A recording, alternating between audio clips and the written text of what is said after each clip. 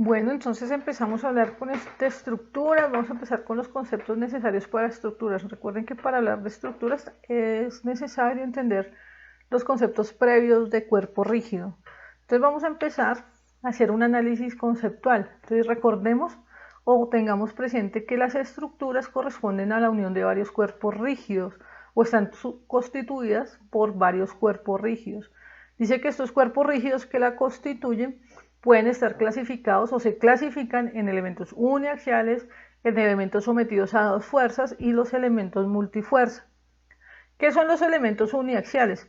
Son aquellos elementos que están unidos en sus extremos, ya sea por pernos o por uniones de soldadura casi siempre, y soportan una carga axial, lo cual permite o obliga que estos estén trabajando o bien a tensión o bien a compresión, que es lo que se muestra acá en la figura.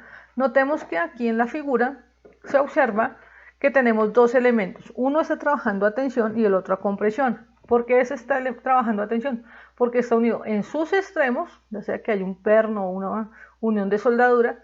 Lo cierto es que tiene una fuerza F por acá y una fuerza F' por acá. Las dos fuerzas en magnitud tienen que ser iguales y la dirección tiene que ser igual, pero el sentido debe ser contrario. Entonces, según esta imagen, este elemento estaría trabajando a tensión y por acá este estaría trabajando a compresión.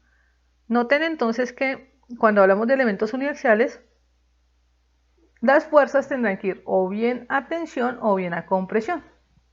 Por otro lado tenemos los elementos a dos fuerzas. ¿Qué son los elementos a dos fuerzas? Son elementos muy parecidos a los uniaxiales, están unidos en sus extremos, pero acá tienen quizás de pronto otras figuras geométricas. Como podemos darnos cuenta aquí, tenemos cuatro ejemplos. Entonces, ¿cuál es la diferencia? Entonces, estos elementos son a dos fuerzas porque efectivamente están unidos solo por dos puntos, pero la característica principal es que las líneas de acción de las fuerzas tienen que ir dirigidas de un punto al otro. Es decir, trazaremos una línea de un punto a otro y colocaremos tanto F' como F, claro, buscando el equilibrio. Noten que acá F' puede estar trabajando hacia el primer cuadrante y F hacia el tercero. Lo cierto es que F y F' tienen que ser iguales en magnitud y en dirección, pero tienen que trabajar en sentido contrario.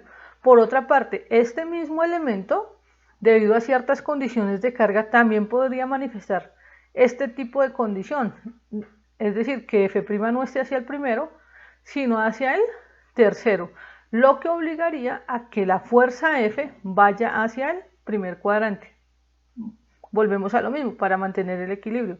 Ahora, noten que los elementos a dos fuerzas pueden tener diferentes formas. En este tenemos una fuerza, o una forma más bien curva, pero tiene la misma condición. Está unido por dos de sus extremos, lo que obliga a que las fuerzas en este elemento vayan a lo largo de la línea de acción de un punto al otro, y volvemos a lo mismo. Puede que F' vaya hacia el primero o puede que F' vaya hacia el tercero. Eso depende de la carga o las cargas que está soportando cada elemento. Pero es importante ir teniendo presente estos tipos de elementos. Por último, entonces hablaremos de los elementos multifuerza. Como su nombre lo indica, son elementos que están sometidos a diferentes fuerzas. Entonces acá, para el ejemplo, tenemos una ménsula, tiene una carga F1, una carga F2, una carga F3 y una carga F4 en diferentes puntos. Lo que no pasaba con los elementos uniaxiales ni con los elementos a dos fuerzas. Esto obliga a que tengamos que hacer la descomposición vectorial de cada fuerza, un análisis un poco más detallado, pero entonces con esto queda claro los tres tipos de elementos que pueden presentarse en una estructura: los uniaxiales, los de dos fuerzas y los elementos multifuerza. Con esto en mente, se pueden entonces ahora sí clasificar, dependiendo del tipo de elementos que contenga la estructura, las estructuras o los tipos de estructuras. Se van a clasificar en tres grandes grupos. Por un lado tenemos las armaduras, por el otro lado los marcos y por el otro lado las máquinas. ¿Qué tenemos o qué es una armadura?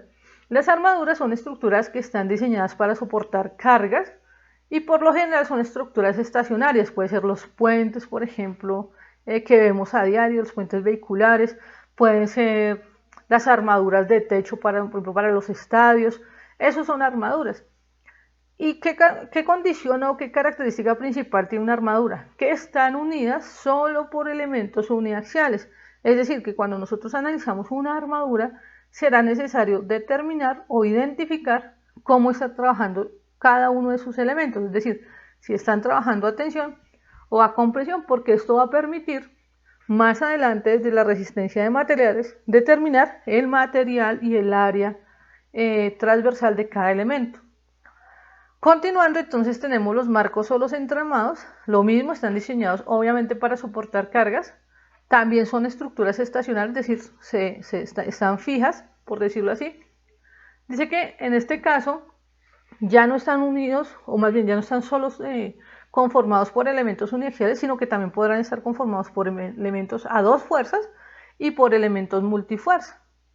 Y la diferencia con las máquinas. Entonces las máquinas están diseñadas para transmitir y modificar fuerzas, es decir, son estructuras que tienen partes en movimiento. Dice que las máquinas, al igual que los marcos, siempre contienen por lo menos un elemento multifuerza. Entonces las máquinas sí es una gama de posibles configuraciones, ¿cierto? Es decir, tiene diferentes tipos de elementos multifuerza, uniaxiales, con diferentes formas y demás, que eso es lo que queremos llegar a hacer, poder diseñar una de estas, una máquina. Pero para ello, antes debemos entender estos dos conceptos, tanto marcos como armaduras. Entonces, con eso en mente, con esta parte conceptual, más la parte conceptual de cuerpo rígido, por ejemplo, con respecto al tipo de apoyos que tiene o puede tener un cuerpo rígido, puede ser un balancín, ¿cierto? Lo que veíamos, una articulación, un collarín, todos esos tipos de apoyos pues los vamos a necesitar también en el análisis de las estructuras.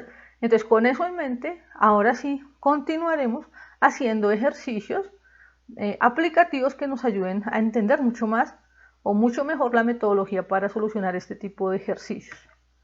¿Listo? Entonces con esto terminamos.